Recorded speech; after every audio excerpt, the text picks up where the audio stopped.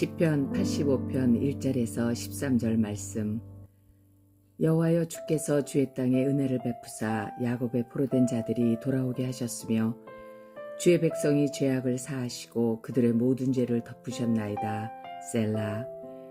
주의 모든 분노를 거두시며 주의 진노를 돌이키셨나이다. 우리 구원의 하나님이여, 우리를 돌이키시고 우리에게 향하신 주의 분노를 거두소서. 주께서 우리에게 영원히 노하시며 대대에 진노하시겠나이까. 주께서 우리를 다시 살리사 주의 백성이 주를 기뻐하도록 하지 아니하시겠나이까. 여호와여, 주의 인자하심을 우리에게 보이시며 주의 구원을 우리에게 주소서. 내가 하나님 여호와께서 하실 말씀을 들으리니 무릇 그의 백성 그의 성도들에게 화평을 말씀하실 것이라. 그들은 다시 어리석은 대로 돌아가지 말지로다. 진실로 그의 구원이 그를 경외하는 자에게 가까우니 영광이 우리 땅에 머무리리이다. 인애와 진리가 같이 만나고 의와 화평이 서로 입맞추었으며 진리는 땅에서 솟아나고 의는 하늘에서 굽어보도다. 여호와께서 좋은 것을 주시리니 우리 땅이 그 산물을 내리로다. 의가 주의 앞에 앞서가며 주의 길을 닦으리로다. 아멘. 함께 기도하겠습니다. 하나님께서 우리를 붙들어 주시고 인도하여 주실 때, 또 그리고 우리를 돌이켜 주실 때, 그 돌이켜 주심에 인도하심에 순종함으로 나아가는 자 되기 원합니다. 오늘도 말씀을 통하여 우리를 돌이켜 주신 은혜가 있게 하여 주시옵고, 그 돌이켜 주심의 은혜를 붙들고 나아갈 때 살고 회복되는 은혜가 있게 하여 주옵소서. 이 모든 말씀 우리 주 예수 그리스도의 이름으로 기도하였습니다. 아멘. 할렐루야. 우리를 모든 순간 돌이켜 주심으로 다시 시작하게 하시는 우리 하나님의 이름을 높이 찬양합니다. 먼저 오늘은 7월의 첫날입니다. 지난 한 달 하나님께서 주신 은혜가 우리에게 감사로 또 은혜로 남으시기를 축복하고, 더불어 새롭게 시작되는 7월 한 달은 우리가 생각하지 못한 놀라운 새로운 은혜가 넘쳐나시기를 주의 이름으로 축복합니다. 오늘 우리가 함께 나눌 말씀의 제목은 하나님 돌이켜 주실 때, 하나님 돌이켜 주실 때라고 하는 말씀의 제목입니다. 오늘 말씀의 제목을 이렇게 정한 이유가 있는데요, 오늘의 말씀의 배경 때문입니다. 성경을 가지고 계신 분들은 1절 말씀을 보시면 1절에서 야곱의 포로된 자들이 돌아오게 되었다라고 하면서 말씀이 시작되는 것을 볼 수 있을 겁니다. 그럼 여기서 말하는 야곱이 누구겠습니까? 바로 이스라엘 백성이지요. 그러니까 하나님의 백성된 이스라엘이 바벨론의 포로로 갔다가 70년 만에 돌아오게 된 이후에 기록된 말씀인 것입니다.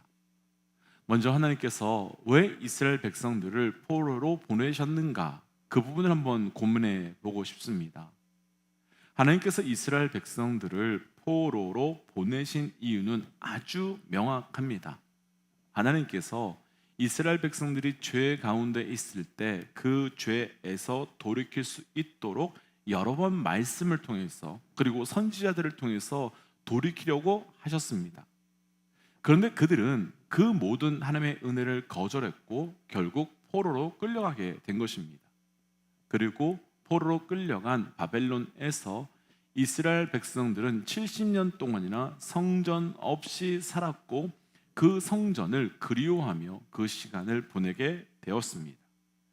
그리고 그 시간이 끝나자마자 이스라엘 백성들은 돌아왔고, 오늘 말씀 제목 그대로 하나님께서 돌이켜 주시자 성전으로 올라가서 하나님께서 자신들을 돌이켜 주신 이때에 우리가 무엇을 해야 되는지, 또 어떻게 해야 되는지에 대해서 오늘 말씀에서 찬양하고 구하고 있는 겁니다. 이제 오늘 말씀을 함께 묵상함으로 하나님께서 우리를 돌이켜 주실 때 우리가 하나님 앞에서 어떻게 해야 되는지를 함께 묵상하고, 그래서 하나님께서 우리의 삶을 돌이켜 주실 때에 우리 또한 그렇게 함께 돌이켜 나아가는 은혜가 있으시기를 주의 이름으로 축복하며 또한 도전합니다. 하나님 돌이켜 주실 때 먼저 첫 번째는 3절과 4절 말씀입니다. 3절 4절 함께 읽어볼까요? 주의 모든 분노를 거두시며 주의 진노를 돌이키셨나이다. 우리 구원의 하나님이여 우리를 돌이키시고 우리에게 향하신 주의 분노를 거두소서. 아멘. 앞서 설명에서도 나누었지만 오늘 말씀은 이스라엘 백성이 포로에서 돌아온 이후에 기록된 말씀입니다. 그래서 1절과 2절에서도 하나님께서 이스라엘 백성을 포로에서 돌아오게 하셨다라고 말하고, 또 2절에서는 하나님께서 백성들의 모든 죄악을 사하시고 덮으셨기 때문이다 라고 선포하고 있습니다. 그러니까 이제 이들은 포로 생활이 끝나고 다시 고향 땅으로 돌아와서 편하게 살기만 하면 되는 것입니다. 그런데 그런 관점으로 오늘 말씀을 보면 조금 이상한 것이 하나 있습니다. 우리가 방금 읽었던 3절과 4절 말씀에서 반복적으로 그리고 언급되고 있는 것이 하나 있는데, 바로 주의 분노를 거두어, 주의 분노를 거두어 달라라고 기도하고 있기 때문입니다. 이 말씀이 이상하다고 한 이유가 있는데요, 지금 백성들은요 포로에서 이미 돌아왔습니다. 그렇다면 우리의 죄악의 문제가 해결되었기 때문에 돌아온 것일 텐데 하나님께 분노를 거두어 달라고 반복적으로 구하고 있기 때문입니다. 그런데 이것이 바로 우리가 하나님께서 돌이켜 주셨을 때 구해야 하는 핵심입니다.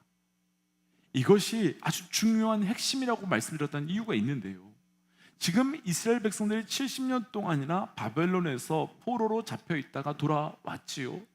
그런데 여기서 많은 사람들이 포로에서 돌아왔으니 이제 모든 문제가, 아니 특별히 죄의 문제가 다 해결되었다, 이제 더 이상 어떤 죄악이 없다 라고 생각할 수도 있을 것 같습니다. 그런데 어떨까요? 아니지요. 왜냐하면 이들이 바벨론 포로에서 돌아온 것은 이들의 마음을 돌이켰거나 혹은 죄가 끊어졌거나 혹은 회개했기 때문에 돌아온 것이 아니기 때문입니다. 이들이 다시 돌아올 수 있었던 것은 전적인 하나님의 은혜 때문입니다. 곧 백성들이 무엇을 했기 때문이 아니라 하나님의 은혜의 사건, 은혜의 역사 때문입니다. 그렇다면 문제가 심각해지는 것입니다. 왜냐하면 이들의 몸은 하나님의 은혜로 돌아와 있지만 여전히 이들의 마음과 이들의 영은 하나님께 돌아오지 않고 예전처럼 살아갈 수도 있기 때문이지요. 그렇다면 하나님께서 우리를 돌이켜 주실 때 우리가 해야 될 것은 분명합니다. 하나님께서는 우리에게 국률의 은혜를 베풀어 주셔서 여전히 죄 가운데 있고 여전히 악 가운데 있는 우리를 돌이켜 주신 겁니다. 그럼 이때 우리가 해야 될 것은 우리의 몸만 돌이키는 것이 아니라 우리의 영도, 우리의 마음도, 우리의 삶 전부를 다시 돌이켜야 되는 것이며, 우리의 육적 위치만 바꾸는 것이 아니라 우리의 영적인 위치도 완전히 새롭게 바꾸어야 하는 것입니다. 왜냐하면 하나님께서 우리를 돌이켜 주신 것은 우리가 완전히 회개하고 완전히 돌이켰기 때문이 아닌, 우리가 여전히 죄 가운데 있음에도 불구하고 하나님의 전적 은혜로 돌이켜 주신 것이기 때문입니다. 그래서 우리 믿음의 사람에게 중요한 것은 상황이 좋아지는 것이 아닙니다. 환경이 좋아지는 것도 아닙니다. 하나님의 은혜로 환경과 상황은 좋아질 수 있습니다. 그런데 환경이 좋아지고 상황이 좋아지는 만큼 내 영이 하나님께 돌이켜가 있는가, 내 영이 하나님께 돌아가 있는가가 더 중요한 것입니다. 그래서 우리가 조금 전에 읽었던 3절과 4절 말씀을 통해서 안타까운 것 하나, 그리고 그래도 너무 다행이다 라고 하는 것이 하나 있습니다. 우선 안타까운 것은 70년의 포로 생활에서 돌아온 이후에 시편 저자는 하나님의 분노를 거두어 달라고 기도하고 있습니다. 그렇다면 70년의 포로 생활이 끝났음에도 불구하고 여전히 이들은 동일하게 죄 가운데 있으며 하나님의 분노 속에 살고 있다는 것이 안타까운 것입니다. 그러나 그래도 다행인 것은 그 상태로 계속 살아가는 것이 아니라 지금이라도 이제라도 하나님께 분노를 거두어 달라고, 우리를 돌이켜 달라고 구하고 있는 것이기 때문입니다. 하나님께서 돌이켜 주신 이때 무엇을 해야 하는지 정확하게 알고 있는 것이지요. 믿음의 동역자 여러분, 하나님께서 우리를 돌이켜 주셨다면 반드시 우리의 마음도 우리의 영도 다시 하나님께 완전히 돌이키셔야만 합니다. 그러지 않으면 우리는 다시 돌이켜 주시기 이전의 위치로 갈 수밖에 없고 구원은 다시 돌이키지 못할 수도 있기 때문입니다. 때문에 도전하기는 저를 비롯한 우리 모든 믿음의 동역자들의 삶에서 하나님께서 돌이켜 주실 때 돌이켜 주시는 은혜를 기억하며 우리의 영, 우리의 마음, 우리의 삶을 주께로 돌이켜 나아가는 영적 결단과 은혜가 있으시기를 주의 이름으로 도전합니다.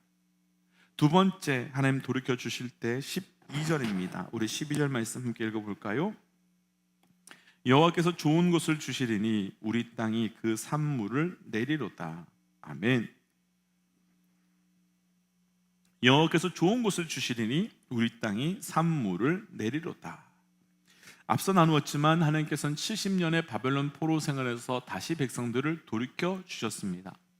그럼 하나님께서 다시 돌아온 이들에게 무엇을 이제 원하실까요? 이에 대해서 방금 읽었던 12절 말씀에서 시편 저자는 하나님께서 우리에게 좋은 것을 주셨으니까, 곧 돌이켜 주셨으니까 우리가 그 땅에 산물을 내릴 것이다 라고 고백합니다. 그렇다면 하나님께서 돌이켜 주셨을 때 우리가 해야 될 것이 있지요. 바로 좋은 열매를, 좋은 산물을 그 땅에서 내야 한다는 것입니다. 먼저 저를 비롯한 우리 모든 믿음의 동역자들에게 도전하고 싶습니다. 하나님께서 우리의 삶을 돌이켜 주셨을 때 그 땅에 거룩하고 순결한 열매 또한 맺어 가시기를 주의 이름으로 도전합니다. 오늘 시편 저자가 하나님께서 돌이켜 주실 때 좋은 열매 맺기를 소망하며 기도한 이유가 있는데요. 이사야 5장 1절과 2절 말씀을 먼저 자막을 통해서 함께 읽어보고 말씀을 좀 나눠볼게요. 이사야 5장 1절과 2절 말씀입니다. 나는 내가 사랑하는 자를 위하여 노래하되 내가 사랑하는 자의 포도원을 노래하리라. 내가 사랑하는 자에게 포도원이 있음이여 심히 기름진 산이 크도다. 땅을 파서 돌을 제하고 극상품 포도나무를 심었도다. 그 중에 망대를 세웠고 또 그 안에 술틀을 팠도다. 좋은 포도 맺기를 바랬더니 들포도를 맺었도다. 좋은 포도 맺기를 바랬더니 들포도를 맺었다다. 하나님께서 사랑하는 자를 위하여 포도원을 만들어 주시고 그리고 기름진 포도원에 극상품 포도나무를 심었다라고 말씀합니다. 그러니까 오늘 말씀 제목 그대로 하나님께서 돌이켜 주셔서 가장 좋은 포도원에 심게 된 것이지요. 그런데 2절 끝부분에서 제가 두 번 읽었지만 하나님께서는 그 포도나무가 좋은 포도나무를, 좋은 포도 열매 맺기를 기대했지만 들포도를 맺었다. 그래서 이후 이사야 5장 말씀을 보시면 그 포도나무 그 원을 다 허물고 깨트리시는 장면이 나옵니다. 무엇 때문이겠습니까? 하나님께서는 좋은 포도나무 열매 맺기를 기대하셨는데 그렇지 않았기 때문입니다. 우리가 여기서 오해하지 말아야 할 것이 있습니다. 우리는 하나님께서 열매 없음을 문제 삼으신다라고 생각하는데 하나님께서는 열매 없음보다 더 심각한 건 잘못된 열매, 곧 들포도나무 열매를 맺는 것을 심각하게 보신다는 것입니다. 그러니까 하나님께서 좋은 것을 주실 때 우리가 열매를 맺지 않는 것이 아니라 하나님께서 좋은 것을 주셨는데 우리는 그것을 가지고 엉뚱한 잘못된 열매를 맺고 있다는 것입니다. 이게 무슨 말씀이겠습니까? 하나님께서 이스라엘 백성들을 바벨론 포로에서 돌이켜 주셨습니다. 마치 들에 심겨있던 포도나무를 아주 좋은 포도나무원으로 옮겨주신 것처럼. 그럼 이제 해야 될 것이 있지요. 더 이상 내 마음대로 맺었던 열매, 밖에서 맺었던 그런 더러운 열매가 아니라 하나님이 심겨주신 그 포도원에서 좋은 열매, 나를 돌이켜주신 분을 향한 온전한 열매를 맺어가야 되는 겁니다. 그런데 그렇지 못한 것이지요.